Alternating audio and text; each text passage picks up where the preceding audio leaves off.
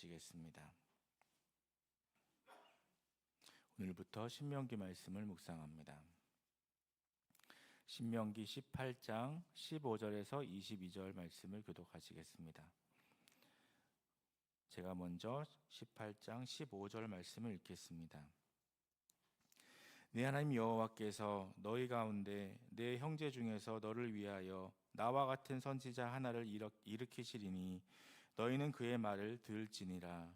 이것이 곧 내가 총회의 날에 호렙산에서 내 하나님 여호와께 구한 것이라. 곧 내가 말하기를 내가 다시는 내 하나님 여호와의 음성을 듣지 않게 하시고 다시는 이 큰 불을 보지 않게 하소서. 두렵건대 내가 죽을까 하나이다 하매 여호와께서 내게 이르시되 그들의 말이 옳도다. 내가 그들의 형제 중에서 너와 같은 선지자 하나를 그들을 위하여 일으키고 내 말을 그 입에 두리니 내가 그에게 명령하는 것을 그가 무리에게 다 말하리라.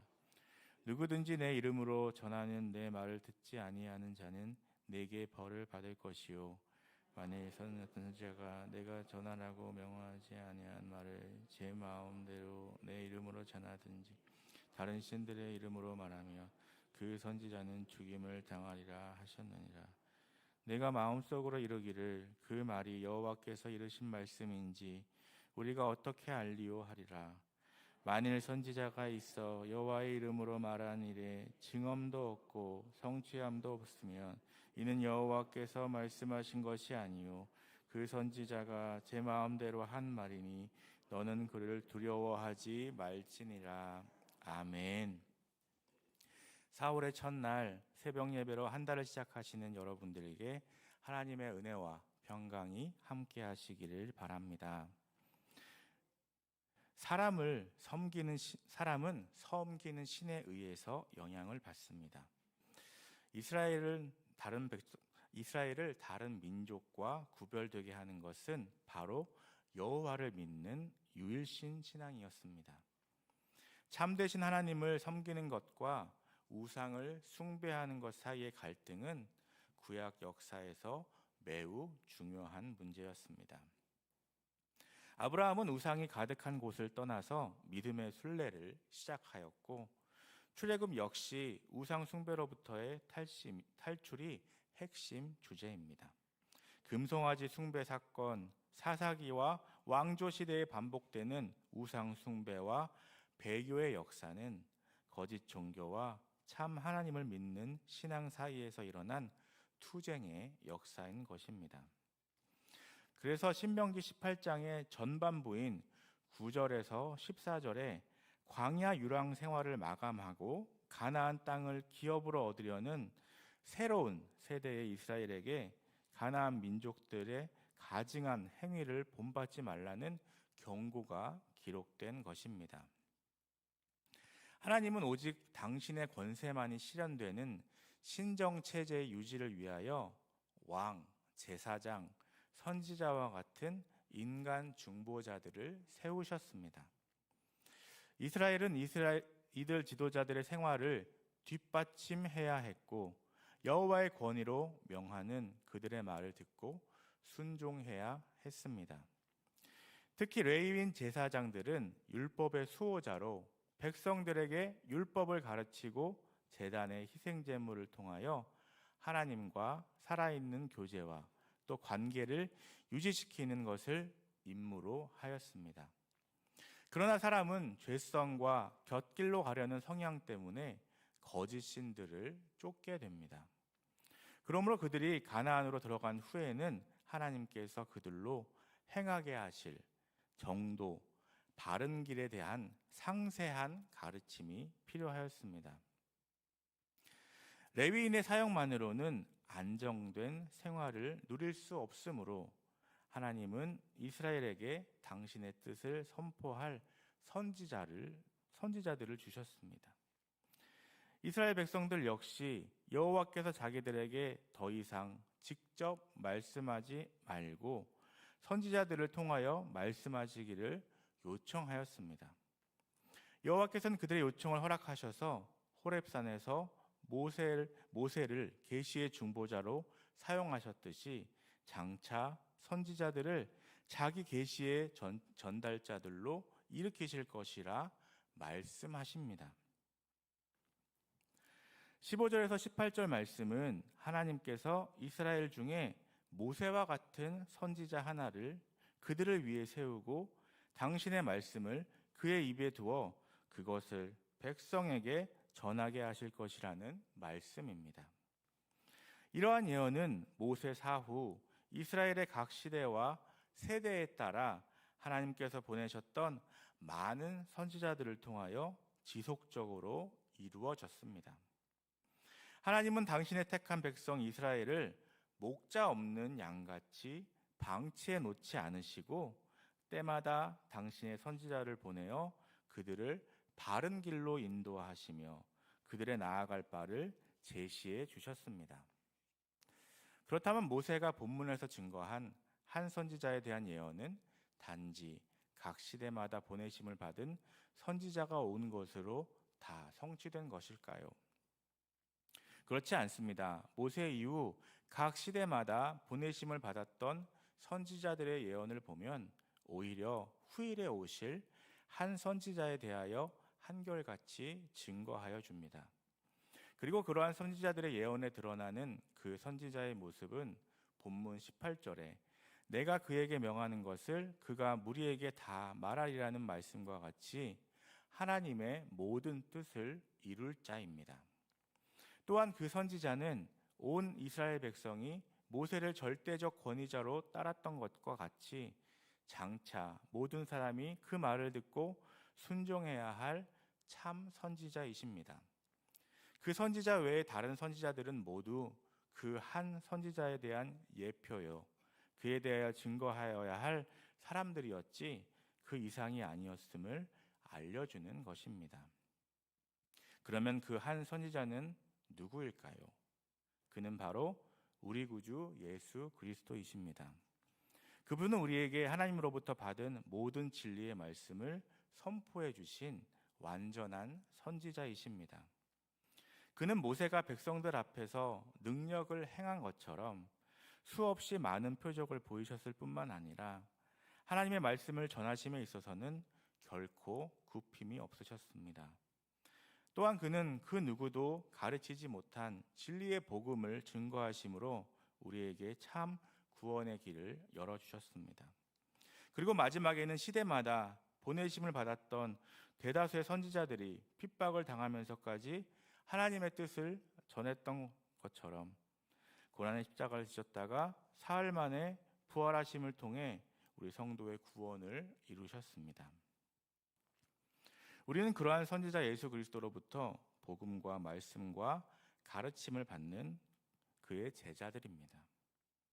하나님께서 보내신 최고의 선지자 그리스도로부터 복음을 받은 우리들은 그의 오심에 대하여 부분적으로 알고 증거했던 구약 시대의 선지자들보다도 오히려 더 큰 영적 축복을 받은 사람들이라는 말씀입니다. 그러므로 우리 성도는 참 선지자이신 우리 구주 예수 그리스도의 가르침에 순종하기에 힘써야 하겠습니다. 또한 참 선지자이신 그리스도의 가르침을 또 복음을 모든 사람들에게 증거해야 하겠습니다.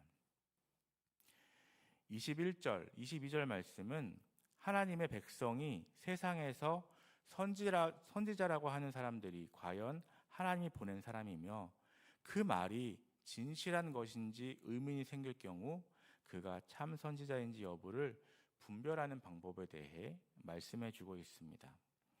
이는 우리 성도가 세상에서 하나님의 말씀을 전하는 사람들의 말이라고 해서 모두 진실로 믿는 것은 옳지 못하며 올바른 분별력을 가져서 그것이 확실한 하나님의 말씀인지를 가늠해 보아야 함을 말씀하고 있는 것입니다.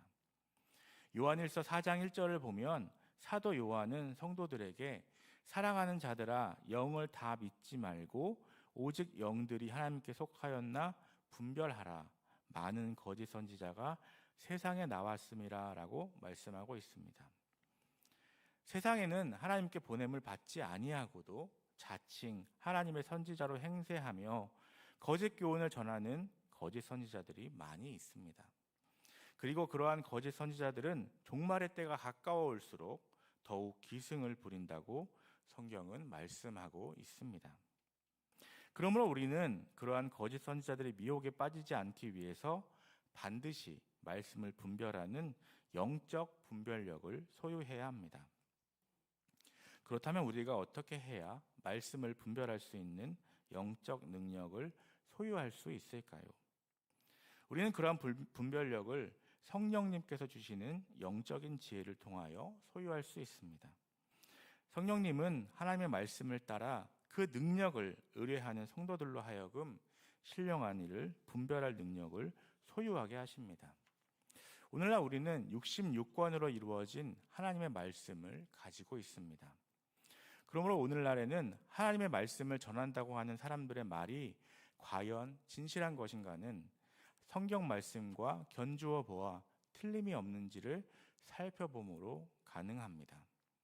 그러나 하나님의 말씀을 보고도 그것을 온전히 분별하지 못한다면 무슨 소용이 있겠습니까? 그런데 우리에게는 항상 함께 해주심으로 말미암아 말씀을 가장 정확히 깨닫게 해주시는 분이 계신데 바로 성령님이십니다. 성령님은 우리에게 영적 지혜를 갖게 하시고 모든 것을 능히 분별하게 도와주실 뿐만 아니라 그리스도의 말씀을 우리들의 심령에 명확히 조명해 주시는 분이십니다. 그러므로 성령을 의지함을 통해 말씀을 바로 분별할 수 있는 지혜를 소유해야 합니다. 세상 지혜로는 영적인 것을 분별하지 못합니다. 우리는 하나님의 말씀이라고 전해지는 모든 말들을 분별함에 있어 자기 지혜나 세상 지혜로 할 것이 아니라 성령께서 허락해 주시는 영적인 지혜를 따라 분별하도록 해야 할 것입니다. 22절에 보면 어떤 선지자가 하나님의 말씀이라고 전한 말이 거짓일 경우에는 그 말에 대한 증언이나 성취가 없을 것이라고 하였습니다.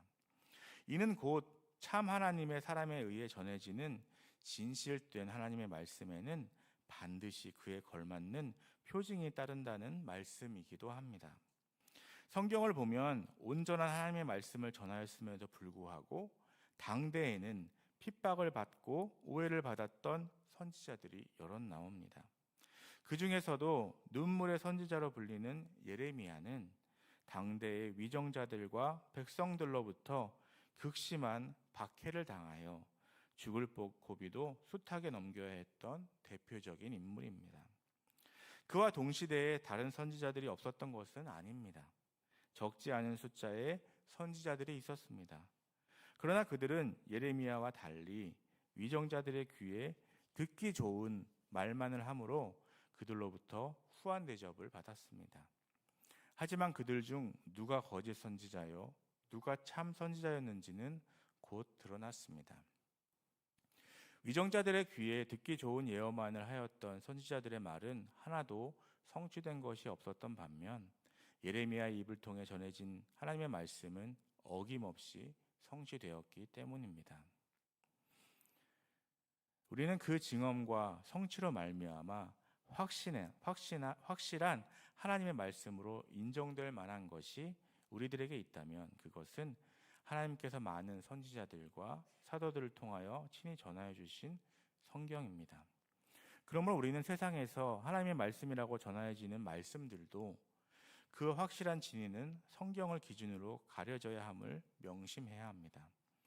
오늘날은 미디어의 발달에 힘입어 말씀이 홍수를 이룬다고 할 만큼 하나님의 이름으로 전하여지는 설교나 가르침이 정말로 많은 시대입니다.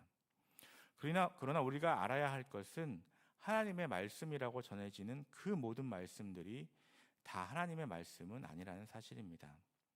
그 어떠한 가르침이든지 성경의 가르침에 비추어 볼 때 어긋나는 것이 있다면 그것은 결코 하나님의 말씀일 수 없습니다. 거짓 선지자의 말은 참으로 자극적이고 달콤합니다. 반면 하나님의 말씀은 완전히 우리 인간들이 이해하기에 한계가 있습니다. 따라서 인간은 거짓 선지자의 말에 미혹되기 쉽습니다. 그러나 거짓 선지자의 말을 믿고 따라가는 자에게는 파멸이 기다리고 있을 뿐임을 기억해야 합니다. 그러므로 우리는 거짓 선지자의 미혹에 빠지지 않도록 조심해야 할 것입니다. 늘 하나님의 계시의 완성인 성경 말씀을 가까이 하여 읽고 묵상하며 지혜의 영이신 성령께서 우리를 바른 길로 인도하시도록 간구하여 주님의 인도하심 따라 살아가는 저와 여러분 되시기를 간절히 소망합니다.